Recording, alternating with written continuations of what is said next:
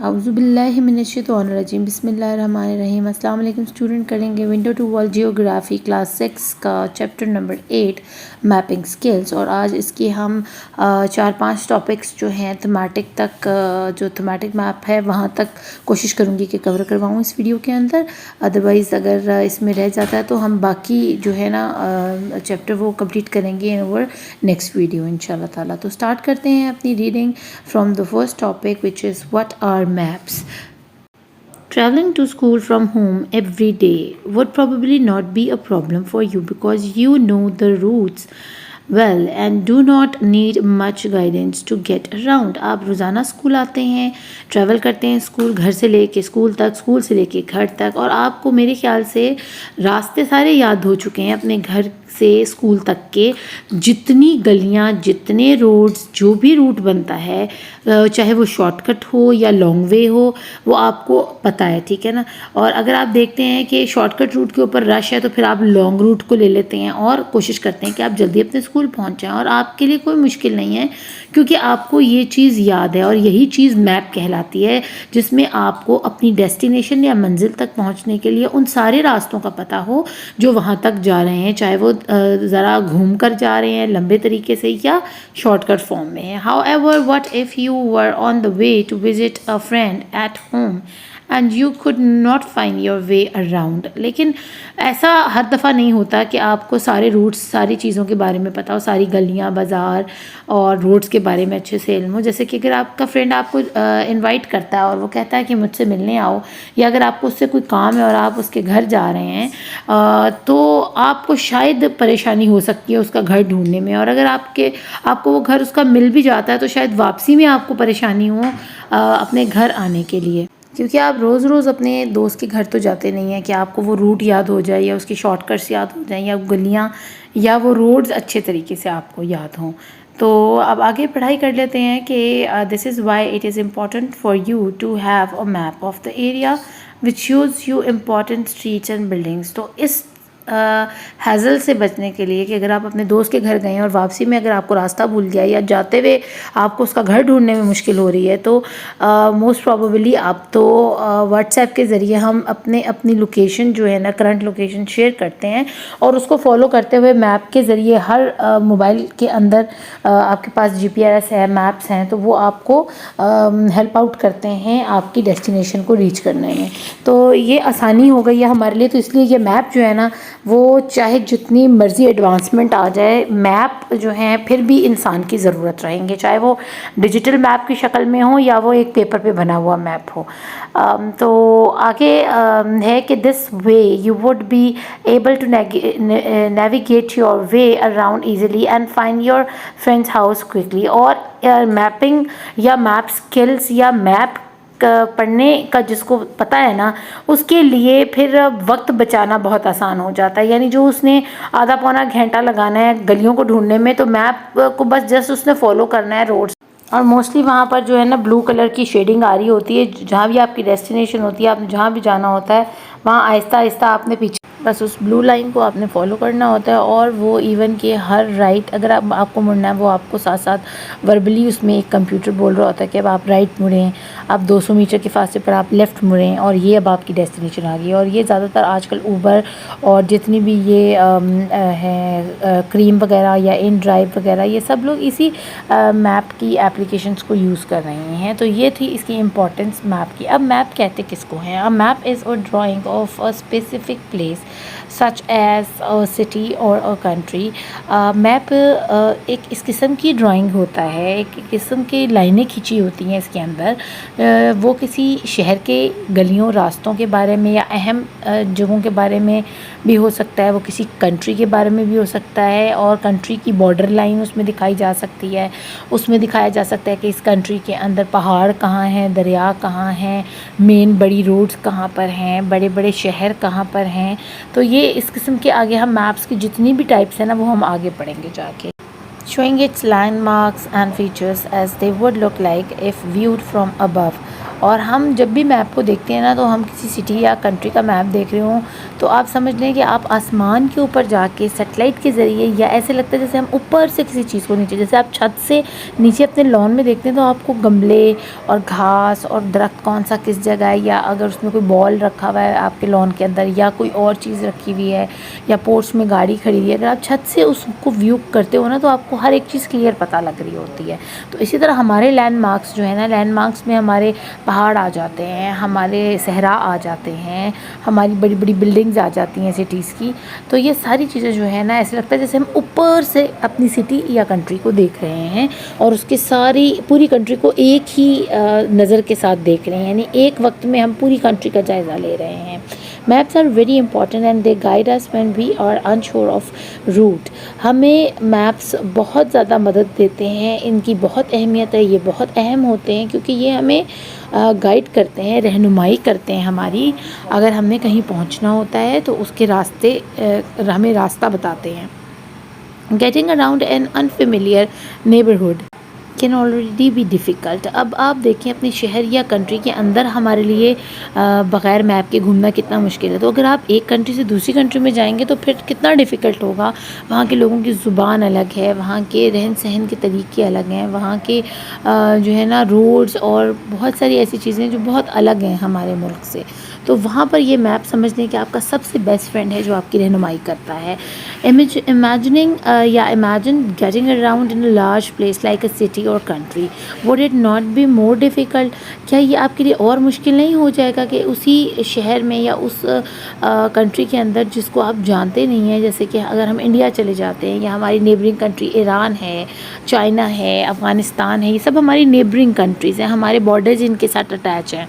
तो अगर हम इन कंट्रीज़ में जाते हैं तो अगर हमारे पास मैप नहीं है और हमें किसी स्पेसिफ़िक एरिया में जाना है तो हमें तो पश्तो नहीं बोलनी आएगी, ठीक है ना।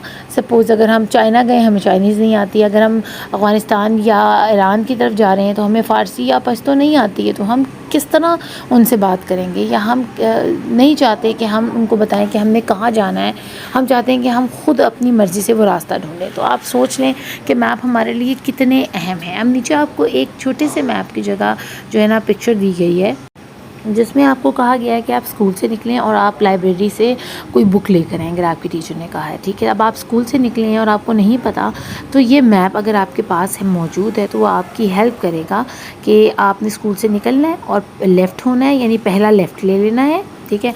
और फिर आपने स्ट्रेट जाना है और लेफ़्ट लेने के बाद जब आप स्ट्रेट थोड़ा सा चले जाओगे तो फिर आपने एक अपना पहला राइट छोड़कर दूसरे राइट को मुड़ना है, ठीक है ना। तो वो आप वहाँ पहुँच कर कहोगे कि देखें मैं जब फर्स्ट राइट छोड़कर सेकंड राइट में गया तो वहाँ तो मुझे सिर्फ एक शॉप नज़र आ रही थी। तो वो कहेंगे हाँ बिल्कुल बिल्कुल, जो शॉप है ना आप उससे थोड़ा सा और आगे जाओगे तो सामने ही लाइब्रेरी है। तो आप कहेंगे ओ हाँ थैंक यू, अब मुझे मैप पे भी पता चल गया है, ठीक है ना।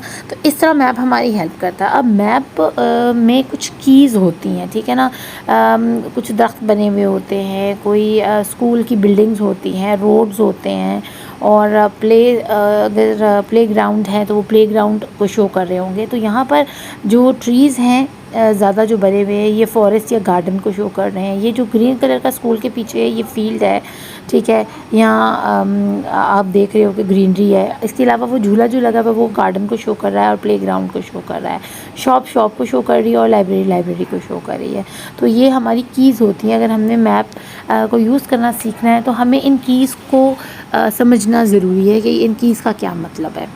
और कभी कभी दूसरे मैप्स के ऊपर हमें यही कीज़ जो होती हैं ना वो किसी और शक्ल में दी हुई होती हैं, कुछ कलर्स की शक्ल में होती हैं, कुछ माउंटेन्स की शक्ल दी होती है, कुछ लाइट डार्क कलर्स की जो है ना स्ट्रिप्स बनी होती हैं। तो वो हम आगे पढ़ेंगे इंशाल्लाह ताला। अब चलते हैं हम 8.2 की तरफ, टाइप ऑफ मैप्स। वैसे तो मैप्स की काफ़ी सारी टाइप्स हैं, लेकिन जो सबसे पहली टाइप है वो है पॉलिटिकल मैप्स। पॉलिटिकल मैप्स क्या होते हैं, जिनको सियासी मैप कहा जाता है। Show individual countries and the national boundaries that separate one country from another. The capital cities and major cities are usually shown on these maps. Depending on the level of detail, surrounding bodies of water like large lakes and rivers and major rail and road links are also sometimes shown. अब ये political maps जो होते हैं ना, ये ज़्यादातर countries के लिए होते हैं, ठीक है। यानी हम एक कॉन्टिनेंट के ऊपर कितनी कंट्रीज़ हैं अगर हम एक साथ देखना चाहते हैं तो फिर हम पॉलिटिकल मैप को चेक करते हैं, ठीक है। हम सर्च करते हैं या फिर पेपर पे बने हुए पॉलिटिकल मैप को मांगते हैं दुकानदार से अगर बुक शॉप पर जाते हैं, क्योंकि हमें बहुत सारी कंट्रीज़ को एक साथ देखना होता है किसी भी कॉन्टिनेंट के ऊपर या हमारे वर्ल्ड ग्लोब के ऊपर, और हम चाहते हैं कि हमें पता चले कि कौन सी कंट्री किसके नज़दीक है और किसका बॉर्डर किस कंट्री के साथ जुड़ा हुआ है। इसके अलावा कुछ पॉलिटिकल मैप्स के अंदर डिफरेंट कंट्रीज़ की बड़ी बड़ी सिटीज़ भी शो की जाती हैं और उनके अंदर बहने वाले बड़े दरिया या वाटर बॉडीज़, वो समंदर भी हो सकते हैं, वो दरिया भी हो सकते हैं, वो नहरें भी हो सकती हैं और जंगलात और डेजर्ट्स वगैरह भी हो सकते हैं, और बड़ी बड़ी झीलें भी हो सकती हैं इसमें, ठीक है ना। तो ये भी शो की जाती हैं और बड़े बड़े रोड्स भी बताए जाते हैं, यानी ये मेन जीटी रोड्स हैं या हाईवेज़ हैं तो वो उसमें मौजूद होते हैं पॉलिटिकल मैप्स के अंदर। तो आगे हम पढ़ते हैं, these maps typically use bright and contrasting colour so that user can more easily identify countries और स्टेट्स बॉर्डर्स। शो ये जो नीचे फिगर है 8.8 की, shows the political map of south east Asia. हमारा साउथ ईस्ट एशिया का जो continent है, एशिया का कॉन्टिनेंट, उसके साउथ ईस्ट में अगर हम इकट्ठी कंट्रीज़ देखना चाहें कि वहाँ पर कौन कौन सी कंट्रीज़ सिचुएटेड है, तो उसमें हमें इंडिया नज़र आ रहा है, पाकिस्तान, म्यांमार नज़र आ रहा है हमें, और वहाँ पर चाइना है, अफ़गानिस्तान है, वियतनाम है, आप देख लो डिफरेंट कंट्रीज़ हैं और हर कंट्री को एक अलग कलर दिया गया है, लाइट एंड डार्क शेड दिया गया है, ताकि जो देखने वाला है ना इस मैप को, उसके लिए आसानी हो जाए कि भी अच्छा चाइना की जो कंट्री है उसका बॉर्डर इतना लंबा है, ठीक है, और उसका बॉर्डर कहाँ से लेके कहाँ तक किस कंट्री के साथ जुड़ा हुआ है। तो ये हमारे लिए आसानी हो जाती है अगर हम इन कलर्स के अंदर इन मैप्स को देखते हैं तो। और अक्सर इन्हीं मैप्स के अंदर हमें जो ना रेलवे की जो ट्रैक्स हैं वो भी दिखाए जाते हैं कि इस इलाके में यहाँ से इस तरह रेल चलती है, और वो अगर दो कंट्रीज़ के बीच में रेलवे ट्रैक्स जा रहे हों तो वो भी दिखाए जाते हैं, यानी एक कंट्री से दूसरी कंट्री तक ये रेलवे ट्रैक जो है ना वो आपको लेके जा सकते हैं। तो ये थे हमारे पॉलिटिकल मैप। हम अब नेक्स्ट मैप की तरफ चलते हैं। जो सेकंड टाइप है हमारे मैप्स की वो है थीमेटिक मैप, और मैं आपसे सॉरी बोलती हूँ क्योंकि अगर आपको इस वीडियो के अंदर थोड़ी सी कोई साउंड सुनाई दे रही होगी गड़गड़ की, तो वो एक्चुअली यहाँ पर बहुत ज़्यादा अभी जो है ना थंडर स्टॉर्म था, तो इसकी वजह से हमारी लाइट जो है ना वो बंद हो गई और अब हम जनरेटर यूज़ कर रहे हैं जिसकी ये आवाज़ आपको इस वीडियो में आ रही होगी। तो अब पढ़ते हैं हम थीमेटिक मैप्स के बारे में। थीमेटिक मैप्स होते क्या हैं? Are maps that provide specific information on a theme. इनकी एक थीम होती है, ठीक है ना, जैसे कि अगर आपके मोबाइल फ़ोन के अंदर थीम होती है वॉलपेपर्स की, और वो थीम आपके हर मोबाइल के पेज के ऊपर आपको बैक साइड पे नज़र आ रही होती है। जैसे आप अपने अभी भी स्मार्टफ़ोन अगर जो बच्चे यूज़ कर रहे हैं या टैब के ज़रिए मेरी ये वीडियो देख रहे हैं तो उनको पता होगा कि थीम किसको बोलते हैं। थीम वो होती है जिसमें आप अपने जो मोबाइल स्क्रीन है उसके हर पेज, हर विंडो, हर उसकी स्क्रीन का जो कलर है ना वो उस हिसाब से 3 उसकी स्क्रीन्स होती हैं थीम की, और वो चेंज हो जाती हैं उसी हिसाब से जो थीम आपको अलाउ करती है। तो ये मैप भी, इसको थीमेटिक क्यों कहा जाता है? इनकी एक थीम होती है, वो मैप होता है क्लाइमेट के बारे में, ठीक है ना, टेम्परेचर के बारे में, आबो हवा के बारे में, महल वकूअ के बारे में। उसमें ज़्यादातर क्लाइमेट मैप है जो थीम के तौर पर इस्तेमाल किया जाता है। जब भी हमने किसी पूरी दुनिया के किसी भी इलाके, किसी भी रीजन के मौसम के बारे में जानना होता है ना, तो हम इस थीमेटिक मैप को स्टडी करते हैं, जिससे हमें पता चल जाता है कि पूरी दुनिया में मौजूद जो कंट्रीज़ हैं वहाँ का मौसम कैसा है। For example, climate maps provide detail on information such as rainfall, temperature and atmospheric pressure of a place, country, region or the world. जैसा कि आपको दिखाया जा रहा है इस नीचे मैप के अंदर कि थीम इन्होंने इस मैप की रखी है क्लाइमेट, ठीक है, और उसमें हम क्लाइमेट से रिलेटेड सारी चीज़ों को स्टडी करेंगे कि वहाँ के इलाके में कितनी बारिश होती है, वहाँ का दर्जा हरारत कितना होता है, वहाँ की आबो हवा कैसी है, और उसमें हवा में कितना प्रेशर है, नमी वाली हवा है या गर्म हवा है। तो ये सारी चीज़ें जो है ना किसी भी सिटी या मेजर कंट्री या रीजन या वर्ल्ड में किसी भी जगह किसी भी हिस्से को हम स्टडी कर सकते हैं उसके मौसम के लिहाज से। You can find information on the mean annual temperature, the difference between the highest and lowest temperature for 1 year around the world. The different color shows you the different temperature ranges। और इस map का आपको फ़ायदा क्या है कि आप पूरे एक साल के मैप को स्टडी कर सकते हैं, पूरे एक साल के मौसम को उस इलाके के स्टडी कर सकते हैं, यानी पूरी दुनिया में किस रीजन में पूरे साल में कैसा मौसम रहता है ये सब कुछ इस मैप में होता है।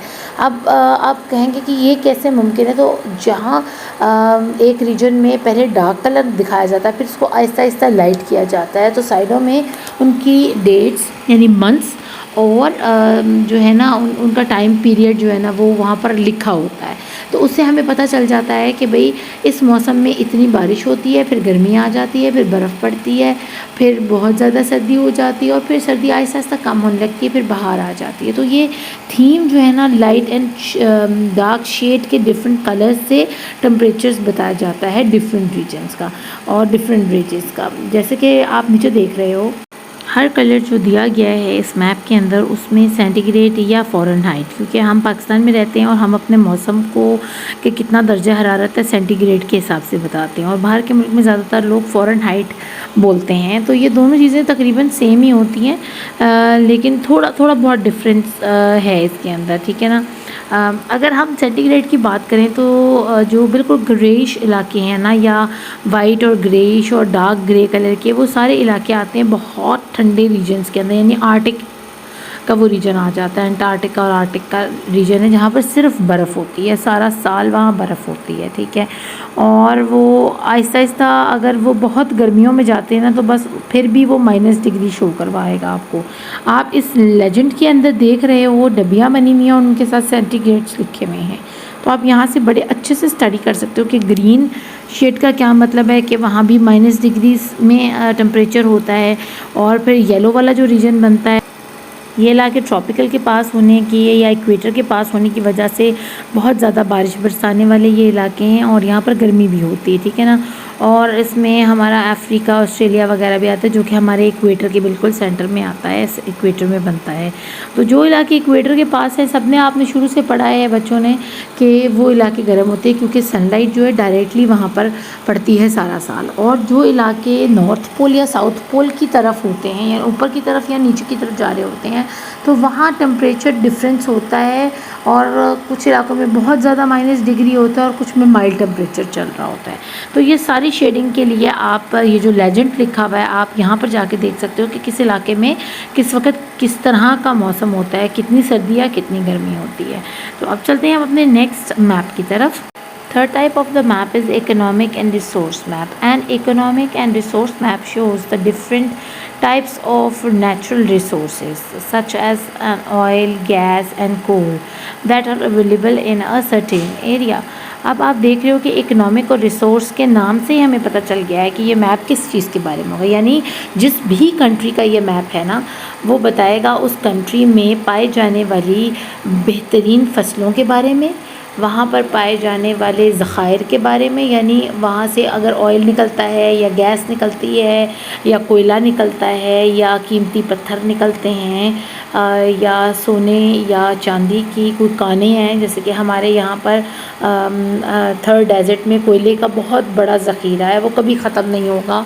अल्लाह ने इतना बड़ा ज़ख़ीरा हमें थर्ड डेजर्ट के अंदर दिया हुआ है। और इसके बाद अगर देखें हम रैकोडिक है बलूचिस्तान में, वो सोने की कान है और उसमें बहुत टनों hundreds and billions of tons gold है अल्लाह ने हमें दिया हुआ, ठीक है ना। तो ये हमारे क्या हैं, ये हमारे रिसोर्सेज हैं और ये हमारे मुल्क की इकनॉमी को, हमारी मौशियत को ठीक करने का सबब है, यानी कुदरती तौर पर अल्लाह ने हमें दिए हुए, हमें इनके लिए मेहनत नहीं करनी पड़ी, ठीक है ना।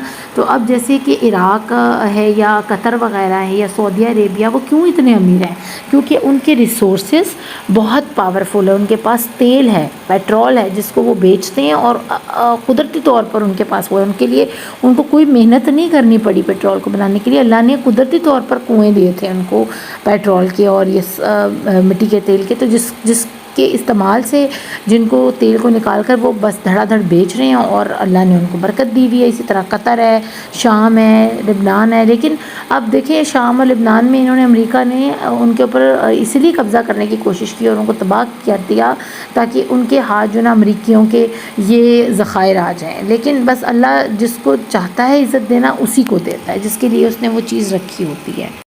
अब इस इकनॉमिक और रिसोर्स मैप में सिर्फ जो कुदरती वसाइल हैं ना उन्हीं के बारे में नहीं बताया जाता, बल्कि ऐसी रिसोर्सेज के बारे में बताया जाता है जैसे कि अगर वहाँ पर मुल्क के लोग जो हैं वो ज़राअत से मुंसलिक हैं, यानी वहाँ पर फसलें बहुत बड़ी बड़ी उगाई जाती हैं जिनमें गन्ना है, चावल है, मकई है और जो है वीट है, ठीक है ना, गंदम वगैरह। तो ये अगर बड़ी बड़ी फसलें वहाँ होती हैं तो एग्रीकल्चरल एक्टिविटीज़ हैं और इसके अलावा कोई मैन्युफैक्चरिंग हो रही है, जैसे कोई गाड़ियाँ बनाई जा रही हैं या कोई बहुत अहम चीज़ मैन्युफैक्चर हो रही है या टेक्सटाइल है, कपड़ा जो पूरी दुनिया में भेजा जा रहा है, तो वो भी उसके रिसोर्सेज में ही आएगा। यानी उस मैप पे बताया होगा कि ये जो सियालकोट है ना, इधर से सारे गुड्स बनकर जाती हैं, स्पोर्ट्स की, खेलों का सामान बनता है और सर्जिकल का सामान बनता है, जो कि ऑपरेशन में सारे टूल्स इस्तेमाल होते हैं, वो छुरियाँ, वो कैंचियाँ, वो सारे जो भी टूल्स इस्तेमाल डॉक्टर्स करते हैं। तो वो वहाँ शो किया होगा मैप के ऊपर कि ये इंडस्ट्रियल एरिया और यहाँ से ये बनता है। फिर फैसलाबाद को शो किया होगा कि ये भी इंडस्ट्रियल एरिया है और यहाँ टेक्सटाइल से रिलेटेड प्रोडक्ट्स बनती हैं, जैसे जो है बेडशीट्स हैं, टॉवल्स हैं और हमारे घर में इस्तेमाल होने वाली दूसरी टेक्सटाइल है जिनमें पर्दे आ जाते हैं और बाथरूम वगैरह बहुत सारी चीज़ें हैं। तो हर चीज़ के बारे में ये बताया होगा। इसके अलावा सिंध से रिलेटेड जो भी वो काश्तकारी कर रहे हैं या वहाँ पर स्टील मिल्स हैं, पाकिस्तान की सबसे बड़ी स्टील मिल जो है वो कराची के अंदर मौजूद है, लेकिन अभी फ़िलहाल हमारी बदकिस्मती है कि वो बंद पड़ी हुई है, जो कि हमारे पूरे पाकिस्तान को खड़ा करने के लिए काफ़ी है अगर वो स्टील मिल को दोबारा से रनिंग में ले आया जाए। तो बस फिर अब क्या कह सकते हैं, हम तो कुछ बोल नहीं सकते सिवाय दुआ करने के अपने मुल्क के लिए। तो अब आपको बच्चों समझ आ गई होगी कि जो भी कुदरती वसाइल जो अल्लाह ने हमें अता किए हैं, जिनमें पेट्रोल है, कोयला है या सोने चांदी की माइनिंग कर रहे हैं लोग, वो भी इसके ऊपर दिखाया गया होता है इस मैप के ऊपर। और इस मैप के ऊपर ये भी दिखाया होता है कि अगर यहाँ कोई मैन्युफैक्चरिंग फैक्ट्रीज़ हैं, किसी गाड़ी बनाने वाली कंपनियाँ या टेक्सटाइल की कंपनियाँ या एग्रीकल्चर इनका बहुत अच्छा है, यहाँ फसलें बहुत अच्छी उगती हैं या मछली के फार्म्स हैं यहाँ पर, तो ये सब चीज़ें दिखाई गई होती हैं ऐसे मैप्स के ऊपर, जिनको हम इकोनॉमिक एंड रिसोर्स मैप कहते हैं। अब यहाँ पर नीचे उन्होंने कीज़ देनी है आपको डिफरेंट कलर्स की, जहाँ से ऑयल निकल रहा है उसको और रंग दिया हुआ है, जहाँ से गैस निकल रही है या थर्मल है, कोयला वगैरह निकल रहा है या हाइडल पावर है वहाँ पर, यानी पानी से डैम वगैरह हैं और बिजली बनाई जा रही है, या वहाँ कोई अच्छी क्रॉप्स हैं इस या माइनिंग एरिया है वो, तो वो सब कुछ उन कलर्स के अंदर नीचे आपको बॉक्स में मिल जाएगा आप अपनी बुक में जब देखोगे, ठीक है। तो आपको ये मैप भी रीड करना आ जाएगा होपफुली। तो अब चलते हैं अपने नेक्स्ट टाइप की तरफ और उसके बाद हम वीडियो का एंड करेंगे और उसका जो बाकी पार्ट है ना वो इंशाल्लाह ताला सेकंड इसकी वीडियो के अंदर मैं अपलोड कर दूँगी। अब जो अगली टाइप है मैप की वो है फ़िज़िकल मैप। अब फ़िज़िकल मैप अपने नाम से ही बता रहा है कि ये फ़िज़िकल फ़ीचर्स के बारे में बताएगा, यानी ये बताएगा कि कहाँ पहाड़ हैं, कहाँ दरियाएँ हैं, कहाँ जंगलात, कहाँ सहरा, किसी भी एक कंट्री के बारे में, ठीक है। और फ़िज़िकली ये बहुत सारी कंट्रीज़ के बारे में भी हो सकता है और एक कंट्री के बारे में भी हो सकता है। तो यहाँ हम देख लेते हैं कि shows physical features such as hills, rivers, mountains, valleys and plateaus, plains. The map also shows you where these physical features are located. अब ये सिर्फ ये नहीं बताता कि इस मुल्क में पहाड़ भी हैं, दरिया भी हैं, समंदर भी हैं और यहाँ पर जंगलात भी हैं या सहरा या बर्फ़ीले पहाड़ भी हैं, बल्कि ये भी बताता है कि वो इस मुल्क के किस हिस्से में है। यानी अगर आप वहाँ जाना चाहते हो तो आपको कौन सा रूट लेना चाहिए या वहाँ कौन सी सड़कें जा रही हैं, ठीक है ना। तो ये उन फीचर्स के साथ साथ उनकी लोकेशन भी आपको बताता है कि लोकेटेड कहाँ हैं वो, ये सारी चीज़ें, दरिया कहाँ पर है, दरिया रावी कहाँ है, चनाब, झेलम, सतलुज कहाँ पर है, इसके अलावा मरी किधर है, ठीक है, मरी के पहाड़ कहाँ है, चित्राल कहाँ है, ठीक है ना, यानी नॉर्दर्न एरिया किस तरफ है, सहरा कहाँ है, समुंदर कहाँ है, ये सारी चीज़ें इसमें मौजूद होती हैं। Different colors are used to show the different landforms and the difference in the height. अब डिफरेंट कलर यूज़ किए गए हैं ये बताने के लिए कि ये जंगलात हैं, ये पहाड़ है, ये दरिया हैं, ये समंदर है, ये सहरा है। तो उसके लिए अगर बर्फ़ के पहाड़ों का बताना है तो उन्होंने वाइट कलर और ब्लू कलर यूज़ किया। अगर जंगलात का बताना है तो ग्रीन कलर यूज़ हुआ है। अगर सहरा बताना है तो येलो कलर यूज़ हुआ है। इसी तरह सारे कलर्स जो है ना वो डिनोट किए गए हैं अलग अलग लैंडमार्क्स को या फीचर्स को, ठीक है। अब green colour is usually use to show low land, while orange और brown is use to show land of higher elevators. अब ये जो कलर्स है ना जो ऑरेंज है या ब्राउन है वो ऊंची जगहों को शो कर रहे हैं कि ये हाई एलिवेशन पे यानी ये सी लेवल से ऊंचे हैं, और जो ग्रीन एरियाज़ हैं वो बताया कि सी लेवल से ज़रा नीचे की तरफ हैं यानी वो लो एलिवेटर्स हैं। आगे उन्होंने लिखा हुआ है कि streams and lakes are marked blue, और जितनी भी दरिया वगैरह ना उनको ब्लू कलर में यहाँ पर मार्क किया गया है। जैसे आप फिज़िकल मैप के नीचे ये पढ़ सकते हो कि हाइट भी उन्होंने बताई है मीटर्स के अंदर। इसके बाद लेजेंड के अंदर उन्होंने बताया है कि ये कलर्स हैं पहाड़ों के, और ये कलर्स हैं दरियाओं के, और ये कलर्स हैं ग्रीन एरियाज़ के जहाँ पर ज़्यादा ग्रीनरी या जंगलात हैं। और उन्होंने मीटर्स के अंदर इनकी हाइट भी आपको डिस्क्राइब कर दी, यानी जो जितना डार्क कलर में होगा ब्राउन में वो उतना ही ऊंचा होगा, और जितना लाइट कलर येलो या ब्राउन में होगा उतना ही वो सी लेवल के पास होगा। तो ये था हमारा फ़िज़िकल मैप और उसकी स्टडी करने का तरीका। तो होपफुली आपको मेरी वीडियो पसंद आई होगी। अपना खूब ख्याल रखिएगा। Thank you for watching. Allah ने के पान।